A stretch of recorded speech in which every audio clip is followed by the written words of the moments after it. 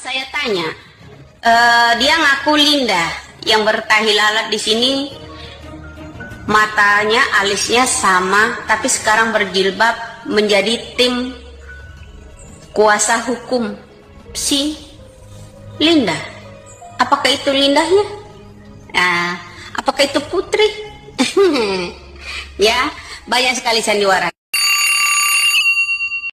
Kasus Vina Cirebon ini udah kayak drakor paling rumit. Plot twistnya bikin kepala muter-muter. Kalau ini jadi drama Korea, penontonnya pasti udah banyak yang masuk rumah sakit karena kebanyakan mikir dan penasaran. Kasus Vina Cirebon ini udah kayak sinetron tersanjung yang episodenya bejibun ngalahi memak-memak ngantri bansos. Mungkin butuh kantong Doraemon agar bisa kembali ke 2016 pas kejadian. Tapi pertanyaannya, apa Doraemon mau minjemin ya? Pasti mau sih asal dikasih dorayaki sebaku.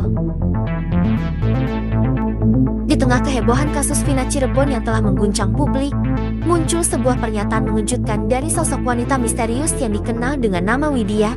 Pernyataan ini mengungkapkan sebuah teori yang berpotensi mengubah pandangan kita semua tentang kasus yang rumit ini.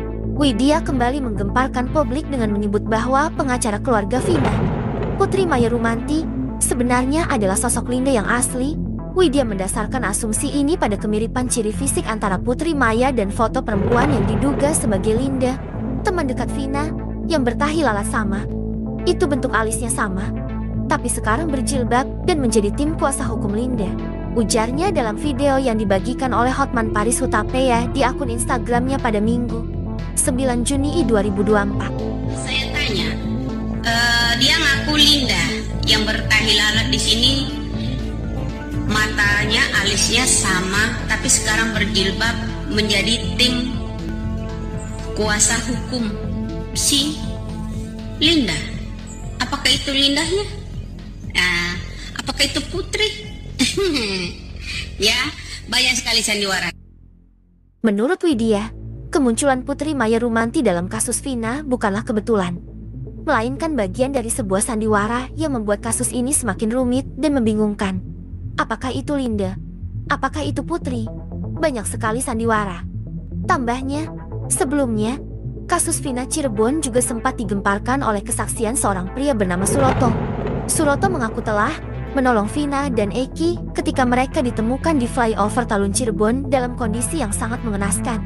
Makin runyam dan makin ruwet aja kasus Vina Cirebon ini. Dalam pusaran kebingungan dan misteri ini, publik terus bertanya-tanya, siapa sebenarnya Linda? Apakah Putri Maya Rumanti bagian dari sandiwara besar ini? Kasus Vina Cirebon semakin menjadi teka-teki yang menanti untuk dipecahkan.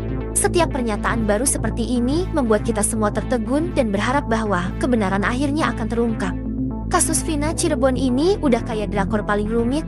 Plot twistnya bikin kepala muter-muter. Kalau ini jadi drama Korea, penontonnya pasti udah banyak yang masuk rumah sakit karena kebanyakan mikir dan penasaran. Kasus Vina Cirebon ini udah kayak sinetron tersanjung yang episodenya bejibun ngalahi memak-memak ngantri bansos. Mungkin butuh kantong Doraemon agar bisa kembali ke 2016 pas kejadian. Tapi pertanyaannya, apa Doraemon mau minjemin ya? Pasti mau sih asal dikasih dorayaki sebaku. Kasus Vina Cirebon ini kayak drama TV yang mainnya pas yang bolong itu. Makin episode baru makin bingung siapa yang jahat, siapa yang baik. Mungkin kita butuh Sherlock Holmes atau bahkan Scooby-Doo buat ngungkapin misteri yang jelimet ini. Kasus kematian Vina dan Eki di Cirebon. Deddy Mulyadi desak Mabes Polri lakukan audit investigasi kasus kematian tragis Vina dan Eki yang terjadi pada 27 Agustus tahun 2016 di Cirebon kembali mencuat ke permukaan.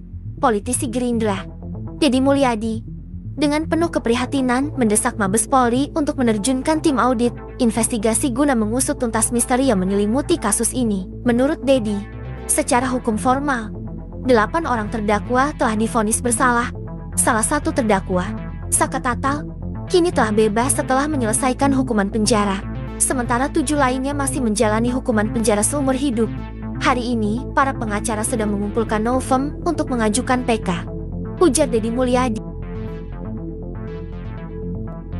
Pria yang akrab disapa KDM ini mengungkapkan hasil penelusurannya yang dilakukan dari mulut ke mulut, rumah ke rumah, saksi ke saksi, menunjukkan bahwa kemungkinan besar Saka Tatal termasuk salah satu pelaku di tempat kejadian perkara waktu itu.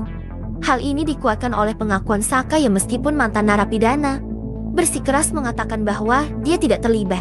Dedi Mulyadi berkata, bagi seorang anak muda yang sudah mengalami penjara sampai sekarang bersikukuh mengatakan dia bukan pelakunya itu menandakan bahwa ada sesuatu yang selama ini terjadi menjadi misteri dari kasus meninggalnya Vina dan Eki.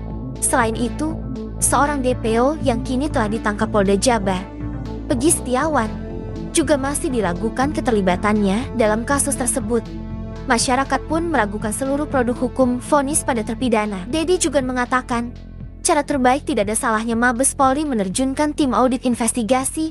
Dedi berharap tim tersebut dapat memulai penelusuran dari peristiwa kesurupan yang direkam, kesaksian Aep dan Dede yang berujung pada penangkapan para terdakwa, hingga penyiksaan di luar batas kemanusiaan. Dedi juga mengimbuhkan, rangkaian investigasi tersebut diharapkan dapat menjawab berbagai kemungkinan.